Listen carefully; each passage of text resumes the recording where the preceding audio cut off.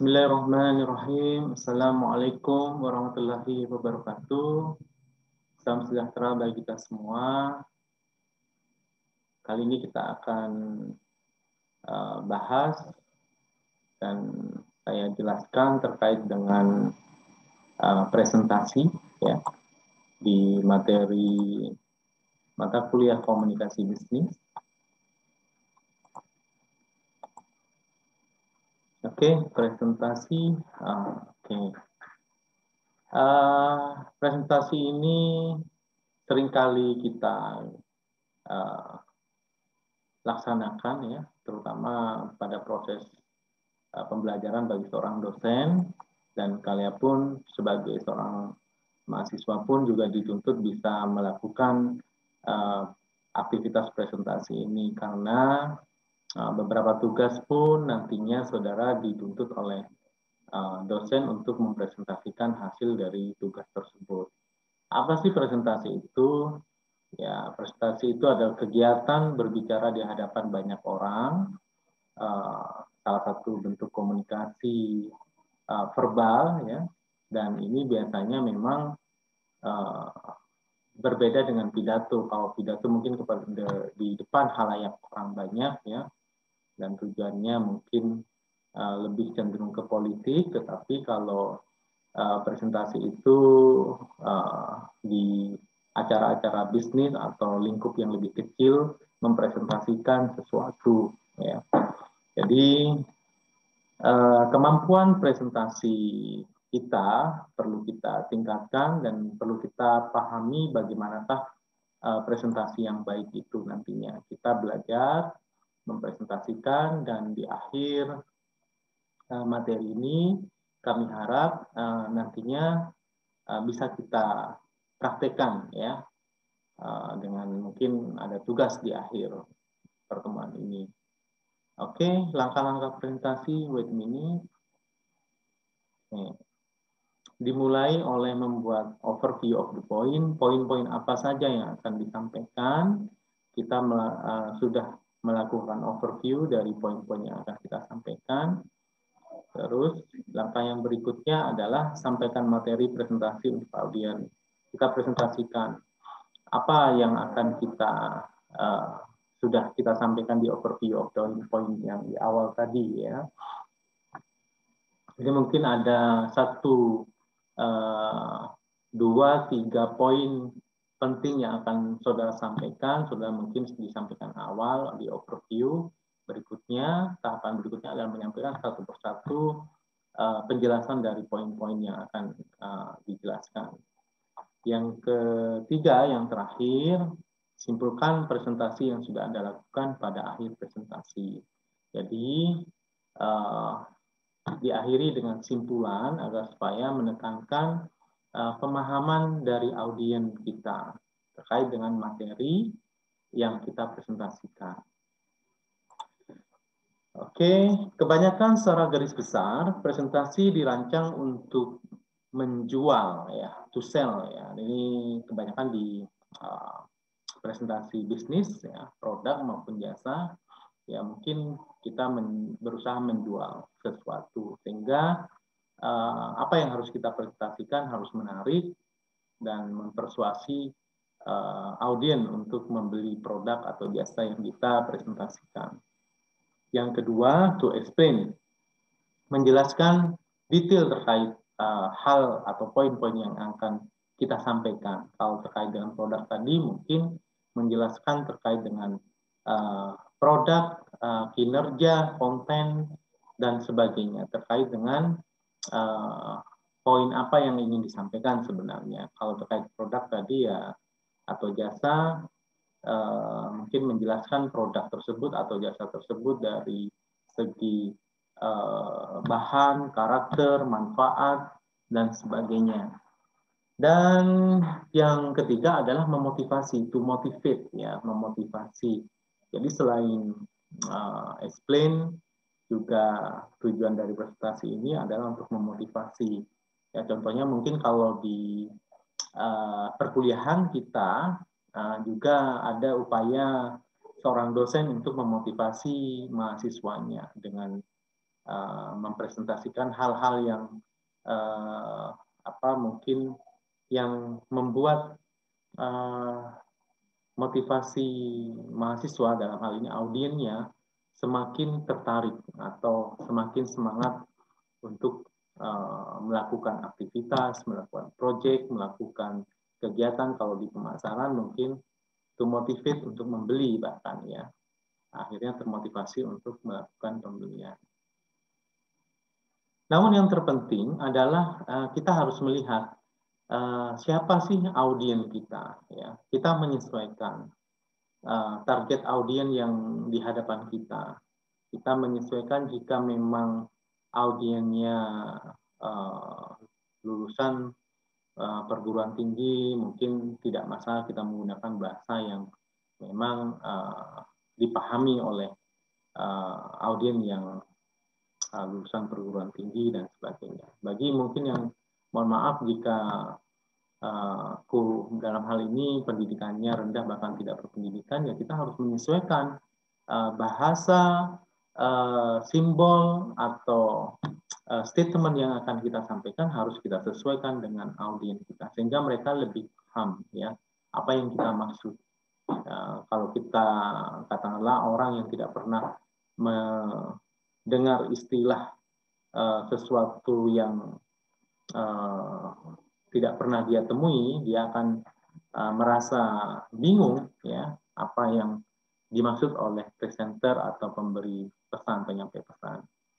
Ya, contohnya mungkin anak muda dengan orang tua bahasa gaulnya berbeda ya, bahasa gaul orang tua mungkin tidak begitu paham sehingga ya kita harus melihat bahasa atau statement kata-kata yang dipilih untuk kita sampaikan harus disesuaikan dengan audiens. Apakah mereka profesional atau non profesional? Nah, ini bisa dikaitkan dengan yang saya jelaskan tadi.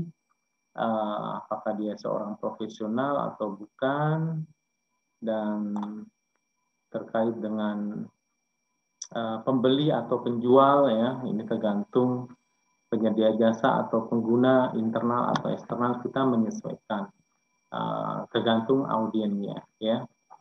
Oke, ini dibedakan lebih detail terkait dengan profesional atau bukan, hingga audiens internal atau eksternal. Kalau internal mungkin lebih paham terkait dengan produk atau informasi di dalam.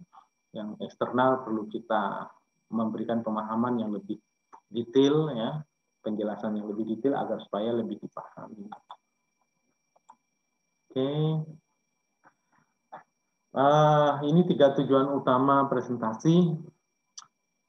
Nah, ini lebih terkait dengan yang tadi, tapi lebih spesifik tujuan dari presentasi ya.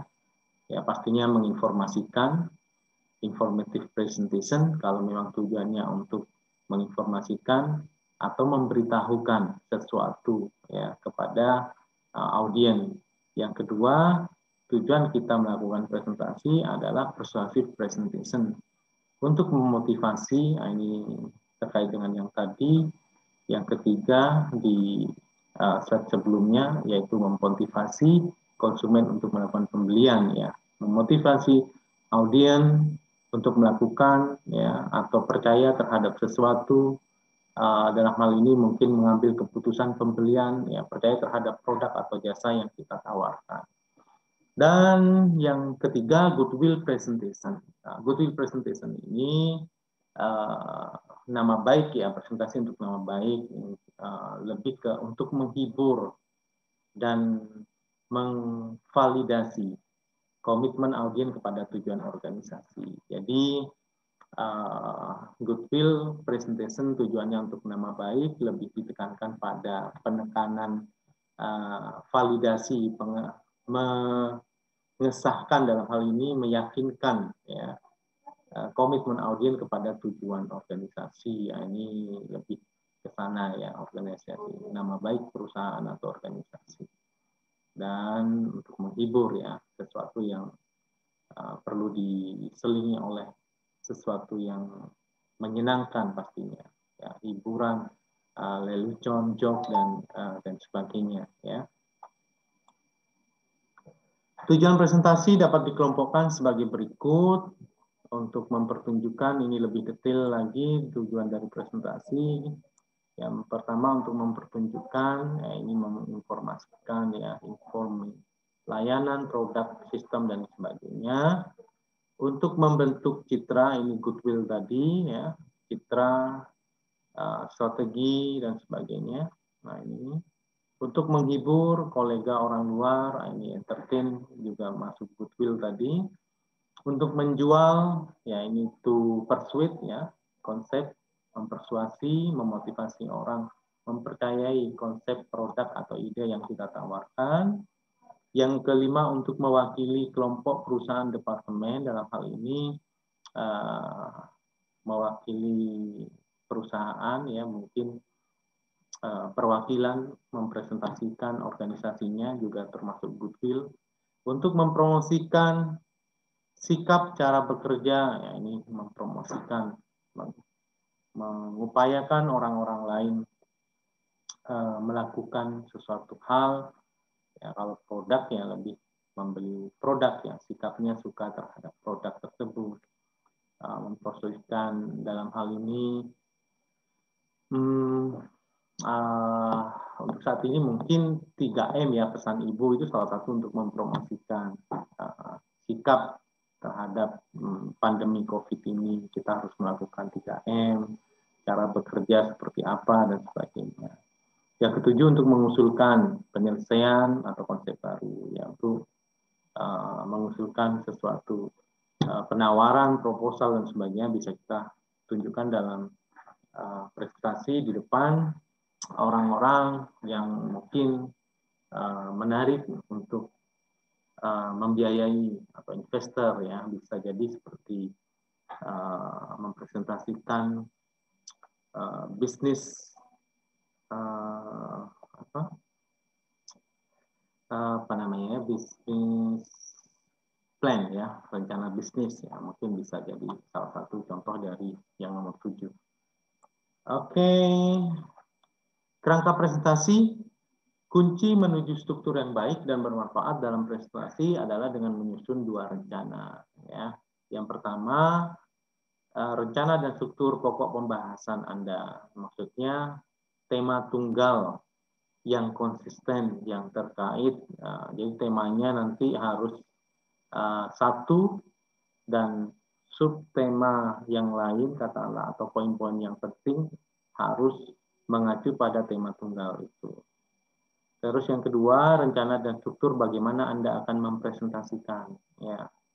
Jadi sasarannya jelas, dapat dipahami oleh audiens Anda. Jadi ini yang perlu kita pertimbangkan, 2 hal ini, bagaimana perencanaan 2 hal ini nantinya bisa mendukung keberhasilan presentasi kita, yaitu pokok pembahasan, tema, topik, atau poin apa yang akan kita sampaikan, dan bagaimana Anda akan mempresentasikan di depan halayak itu, agar supaya dapat dipahami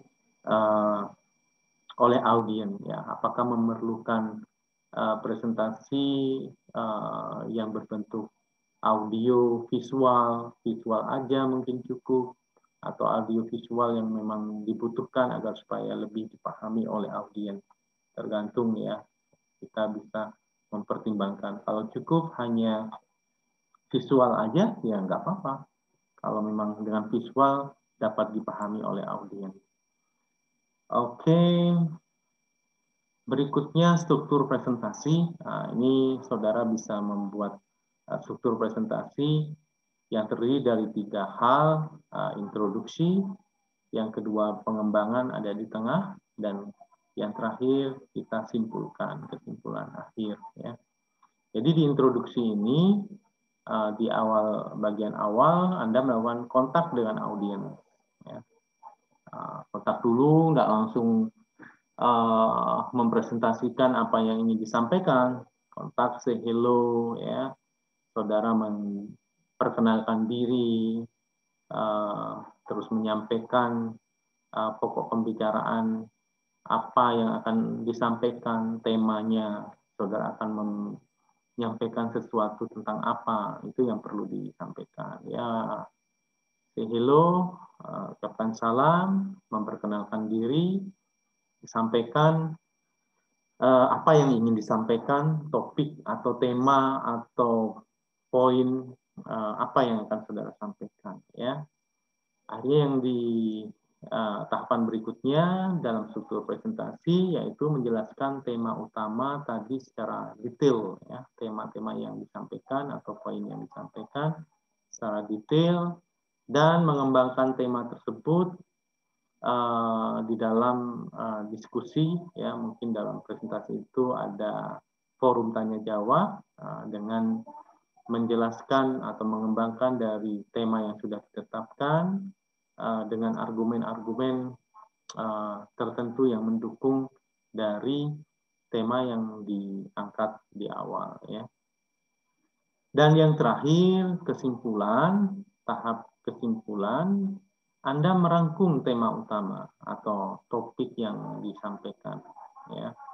Memberikan rekomendasi bila diperlukan, ya. Jika memang ada rekomendasi ya disampaikan. Ada sesuatu yang perlu dilengkapi dengan rekomendasi dari hasil paparan atau presentasi dan hasil diskusi dalam presentasi itu, ya mungkin ada sesuatu yang perlu direkomendasikan, disampaikan jika perlu. Jika tidak ya nggak apa-apa.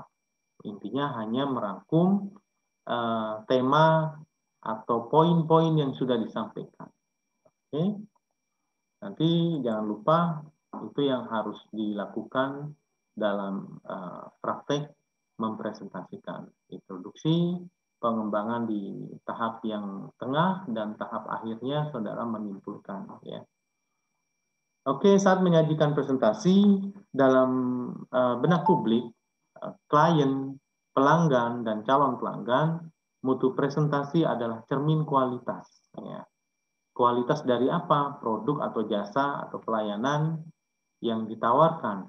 Jadi nantinya presentasi itu akan mendukung kinerja dari tim atau bagian yang mempresentasikan produk atau jasa tersebut. Dalam hal ini mungkin kalau di produk lebih ke bagian pemasaran, ya, tim pemasaran.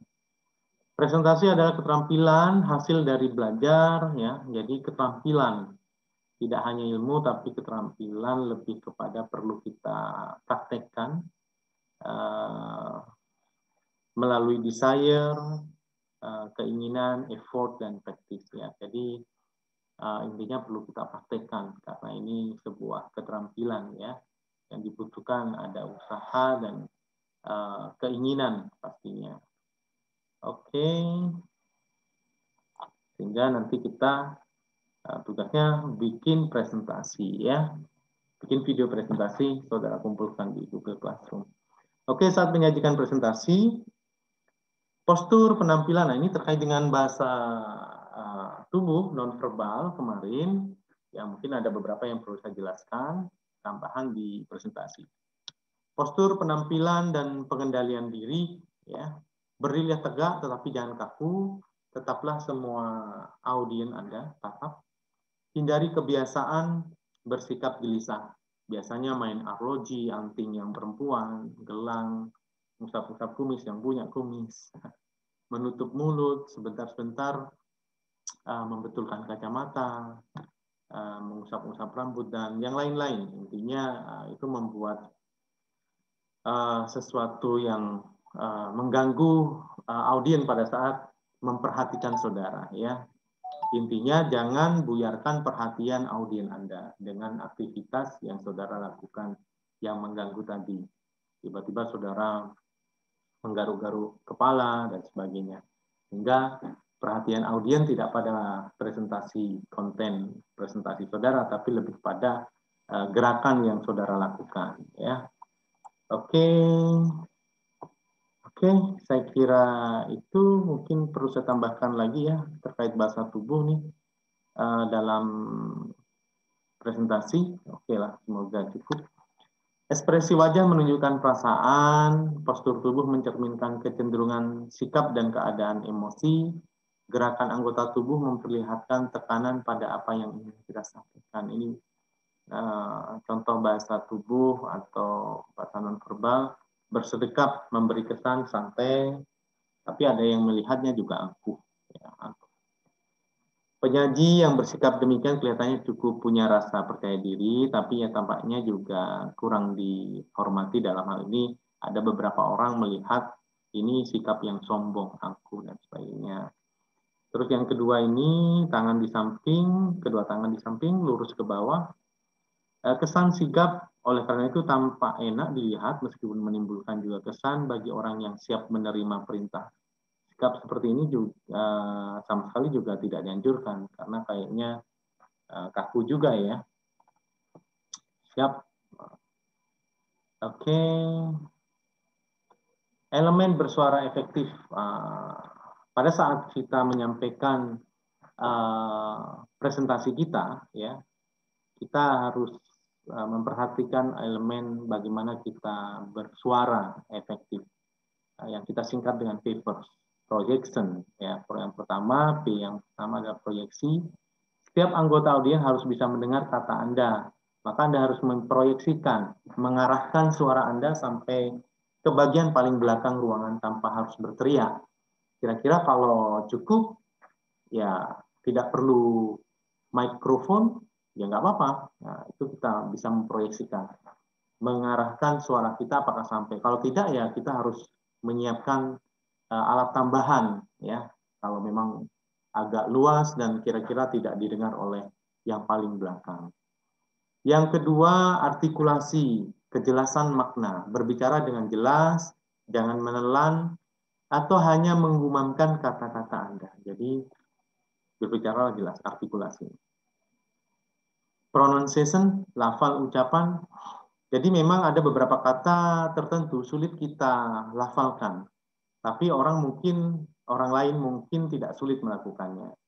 Seperti profesionalisme, restoran, ya. Jadi ini lebih ke lafal ucapan ya, pronunciation, apalagi pada saat kita menjelaskan menggunakan bahasa asing ya, itu juga menjadi term, istilah-istilah yang baru ya, perlu kita pelajari bagaimana pelafalannya, pronunciation-nya. Ini profesionalisme, restoran, restrukturisasi, mendiskreditkan, restrukturisasi ini agak susah kayaknya juga. Oke. Oke. Enunciation. Nah, ini lebih ke pengucapan. Pada kata-kata kunci yang hal penting perlu kita tekankan ya, pengucapan. Presentasi lebih daripada sekedar percakapan sehari-hari, sehingga jika ada poin yang penting, kata-kata yang penting dalam pengucapannya mungkin perlu kita tekankan kembali, berilah tekanan. Ya, contohnya ini, jenderal yang baik tidak pernah bersembunyi di balik punggung prajuritnya. Ini untuk penekanan pengucapan hal yang penting. Repetition, pengulangan. Kalau memang dibutuhkan pengulangan, jangan ragu-ragu, terutama bila ada menggunakan irama dan nada yang berbeda. Ya. Contoh ini, pihak yang dianggap paling penting oleh PT ABC adalah pelanggan. Pelangganlah yang penting. Ini mungkin untuk penekanan, pengulangan itu dibutuhkan. Ya, oke. Ada nada ya, cengkok. Nah, ini aksen sebenarnya. Oke. Dan kecepatan juga menjadi pertimbangan dalam elemen bersuara aktif. Keteraturan, bersuara diafragma, tarik nafas. Nah, diafragma ini, saudara tarik nafas, embuslah perlahan dari dasar paru-paru, dekat diafragma sampai ke dada. Bersuara diafragma. Ya, ini perlu latihan ya. Ya kalau announcer seperti Bu Fekti ya, mungkin seorang announcer ya bersuaranya sudah terlatih bagaimana menyajikan suara yang baik ya, dari perut dan dada berdiafragma. Baik saudara pendengar, oke, tapi ini lebih kepada speed, kecepatannya, keteraturan, hal-hal yang ingin kita sampaikan dalam presentasi. Ya. Oke. Nah, bahasa tubuh, ini lengan tangan disilang, menandakan kuat, keras kepala dalam hal penolakan untuk mati. Satu. Ini kebanyakan lengan ini disilang di dada ini soalnya memang apa ya, simbol dari selain sombong juga kekuatan orang dalam sirkus. Kalau yang ini yang tengah ya, agak bawah, lengan tangan disilang agak rendah merupakan tanda posisi rileks, santai atau informal ya. Ya, ini kalau gini kan angkuh atau menantang gitu ya. Statement. Oke. Hand gesture yang kemarin ini mungkin ada tambahan. Tanda 0 bisa berarti uang bagi orang Jepang. Horizontal. Horizontal ini di pegawai yang selevel ya.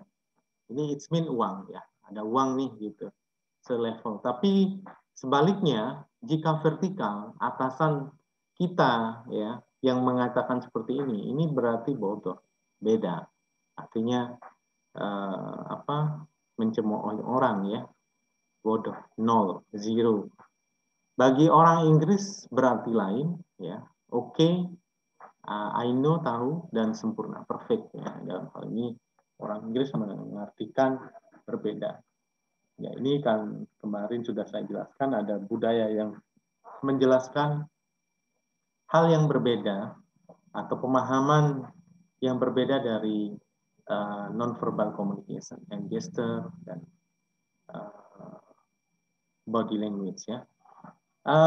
Berikutnya yang di tengah, ibu jari berdiri berarti laki-laki, suami, ayah, boyfriend di Jepang ya. Juga berarti berani dan good luck di Inggris atau baik.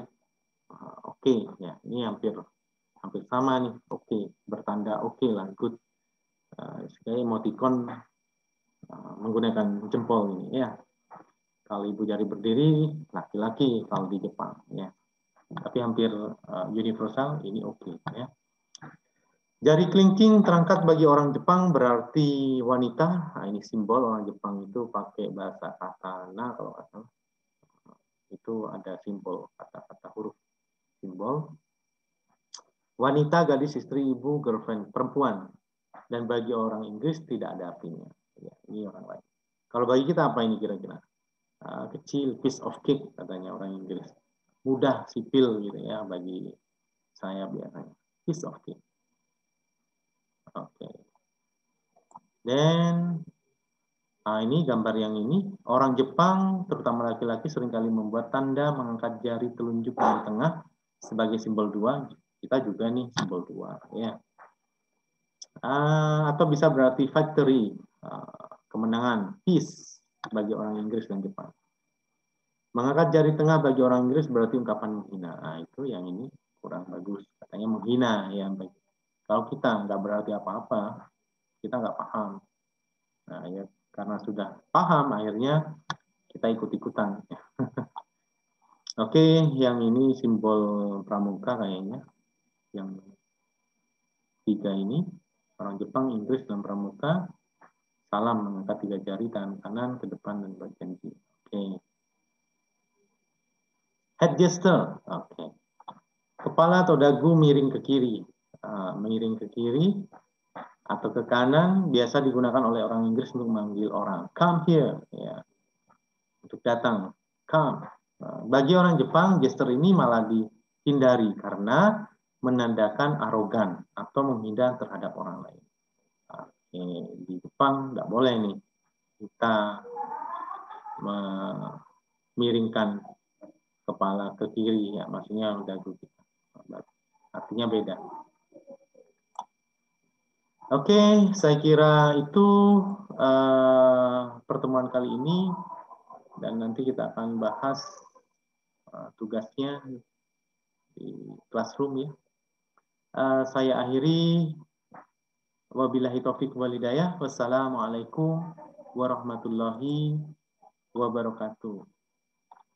Salam sehat selalu.